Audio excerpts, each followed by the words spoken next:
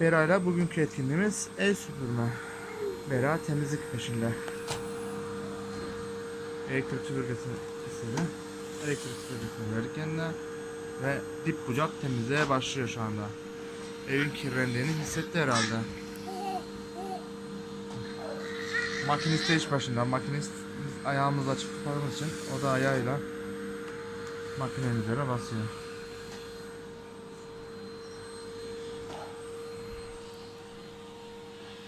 İyi temizle oğlum. Şuraları da alalım. Bera oğlum, konsolun altında hadi.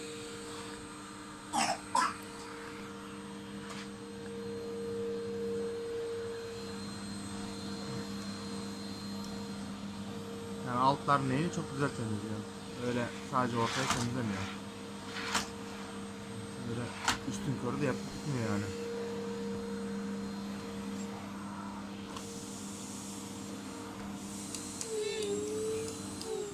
Makinesine iş başında. Beran, babacığım, çalıştır oğlum, uğraşıp durma, kapatıp açma. Bera hadi oğlum, tamam, devam et oğlum. Bera, Bera, babacığım, nerede kalmıştık oğlum? Bera.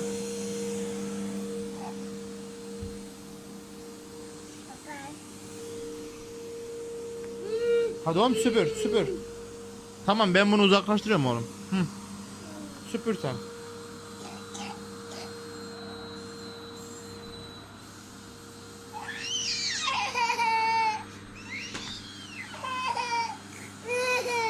Tamam sen de git makineye hadi. Koltuklar da süpür oğlum.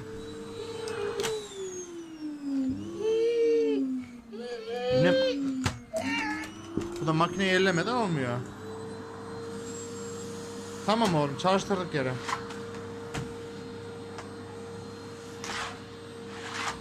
Konsolun altına iyi yapalım. Heh. Aferin oğluma, aferin oğluma.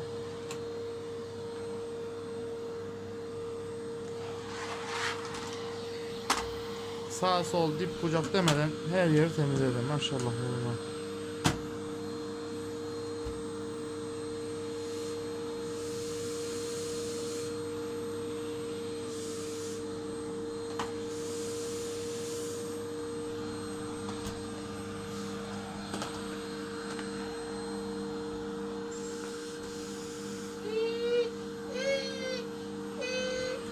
Tamam ellemiyor, ellemiyor oğlum. Devam et.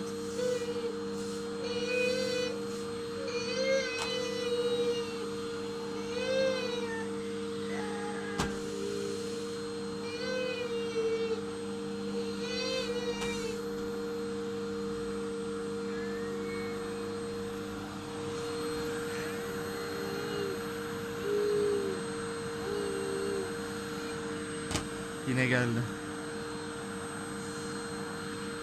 Kapanacak, dövüş başlayacak.